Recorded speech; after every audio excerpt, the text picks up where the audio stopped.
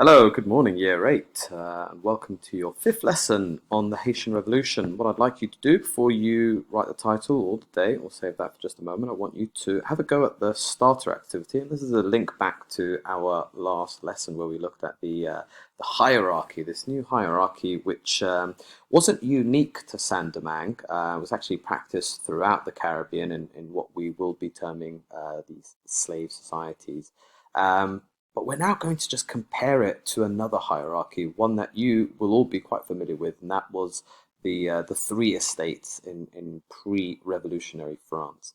So your starter activity is just to think, what did the third estate in France, so that's these people here, the lawyers, the doctors, the businessmen, merchants, soldiers, craftsmen, shopkeepers, and of course the greatest number who were peasants, what did they have in common with this section of the Saint-Domingue hierarchy, the domestic slaves, the field overseers, and field slaves? So what do the two have in common? And I'd like you to use some of a few of our four keywords here. Words like privilege, hierarchy, power, and right in your answer. So I'm looking for a nice, neat paragraph there. Pause the video, and when you've finished, you can resume. Okay, so this is our lesson title. Why did the French revolutionaries decide that the slaves in Saint-Domingue were the quote-unquote true republicans? And by the word republican, we mean the people who believe in a system of government without kings that was representative of the majority of the people.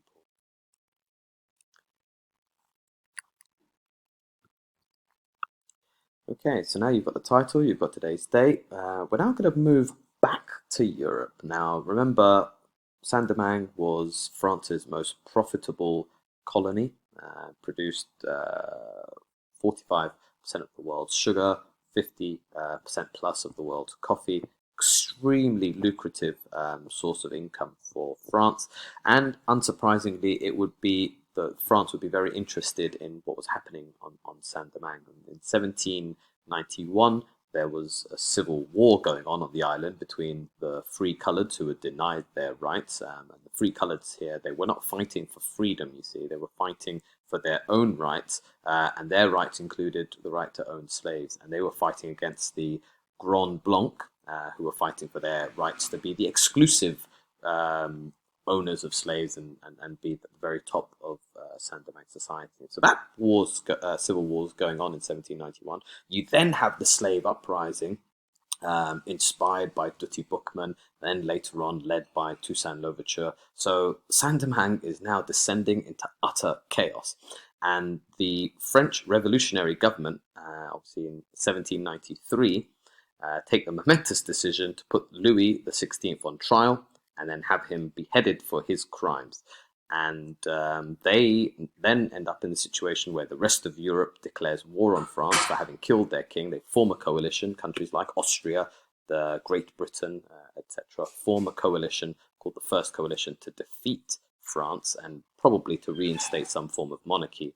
And so the French revolutionary government have some decisions to make. One of them is they need to make sure that they can continue to get revenue, money into their economy to pay for the soldiers that are essentially keeping the revolution going, protecting France against its many enemies, including Spain and these other nations that were bordering it.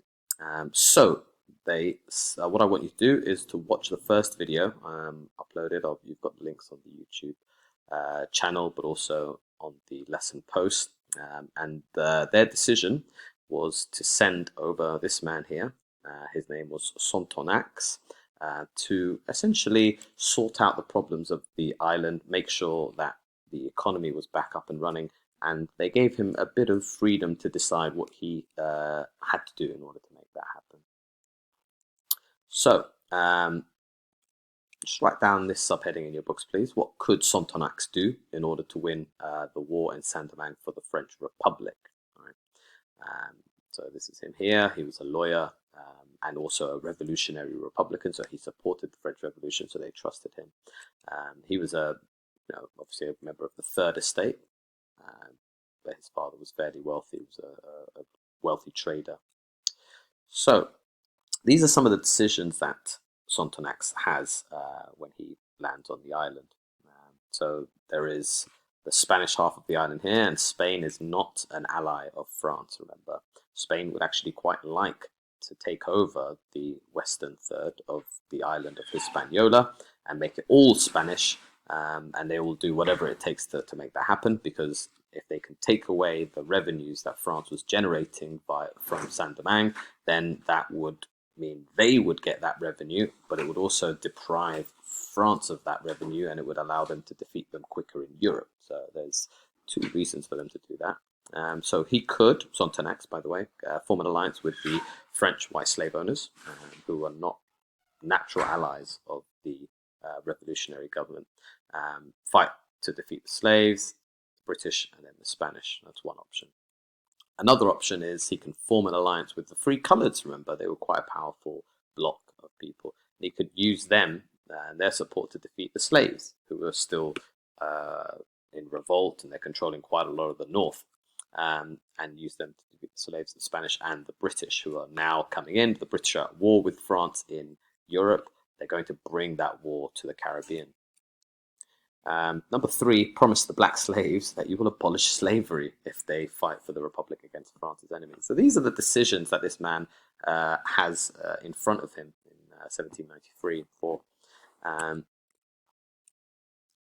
What I want you to do is open up the map.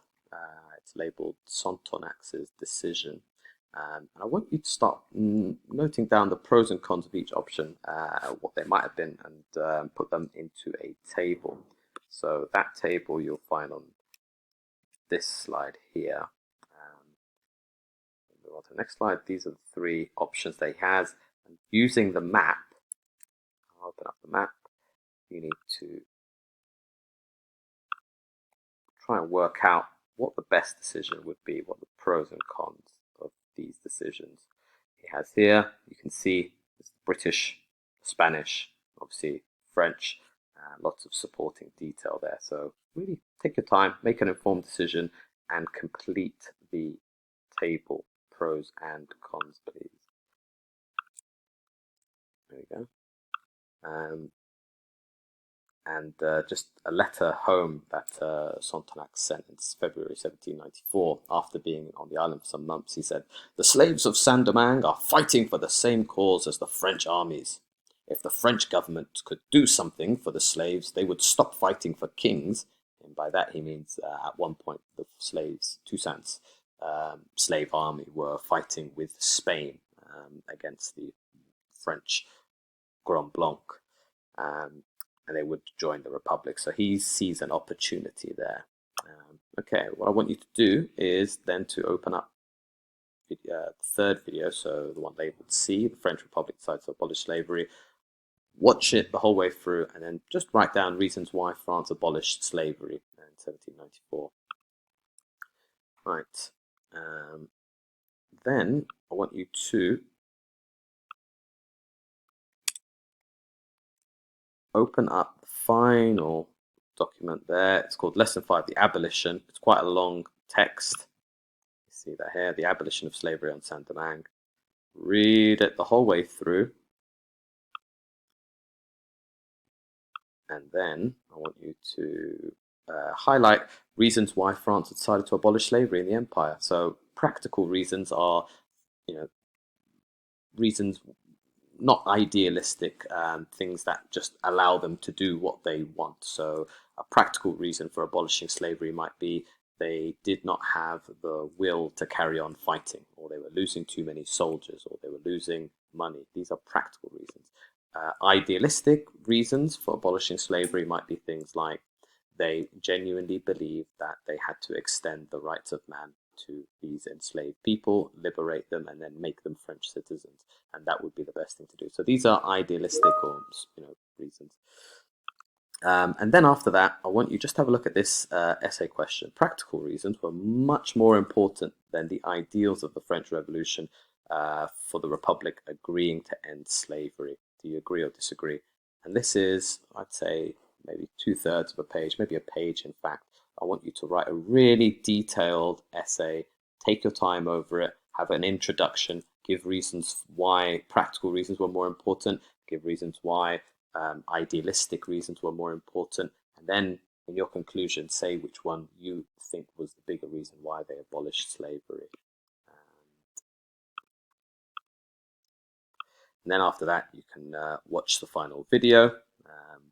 Toussaint and the African slaves switched to fighting for the French Republic, but only after Sonthonax decrees that slavery is not to be practiced on the island of Saint-Domingue. And then finally, we're going to end with a quote from our historian for this inquiry, a man called Laurent Dubois. And he said, by making themselves traitors to the Republic, the white slave owners of Saint-Domingue, the Grand Blanc.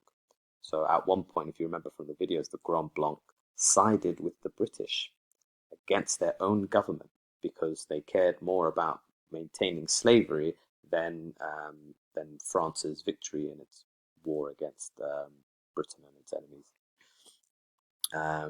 Opened the way for slaves to become citizens and the true defenders of the French Republic. So just have a think. What does that quote mean? Do you agree with Dubois there? Do you disagree? And what are your reasons?